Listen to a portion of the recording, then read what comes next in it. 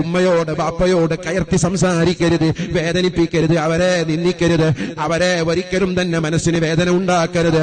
അവര് വല്ലതും ആവശ്യപ്പെട്ടാൽ തിരസ്കരിക്കരുത് കേട്ടോ.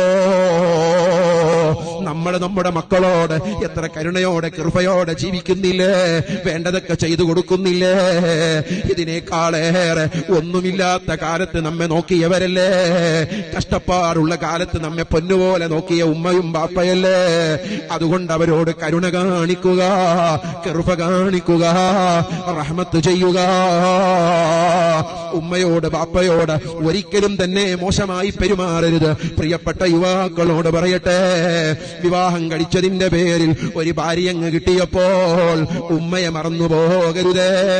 ഹസനുൽ ബസരി തങ്ങൾ പറഞ്ഞ വാക്കുണ്ട് കേട്ടോ, നീ കല്യാണം കഴിക്കുന്നത് കാരണം നിന്റെ ഉമ്മക്കു ബാപ്പക്ക് വല്ല വിഷമവും ഉണ്ടാകുന്നുണ്ടെങ്കിൽ അവിടെ കല്യാണം പോലും മാറ്റിവെച്ച് ഉമ്മക്കും ബാപ്പക്കും ഖിദ്മത്തെടുക്കുന്നത് അതിനും പുണ്യമുണ്ടെന്നാണ് ഹസനുൽ ബസരി തങ്ങൾ പറഞ്ഞിട്ടുള്ളത്. അതുകൊണ്ട് പ്രിയപ്പെട്ടവരെ, ഉമ്മയുടെയും ബാപ്പയുടെയും മനസ്സിൽ നമുക്ക് ഒരു ചെറിയ വേദന പോലും ഉണ്ടാക്കി കളയരുത്, നമ്മൾ ഉണ്ടാക്കരുത്, അതിനവസരമൊരുക്കരുത്.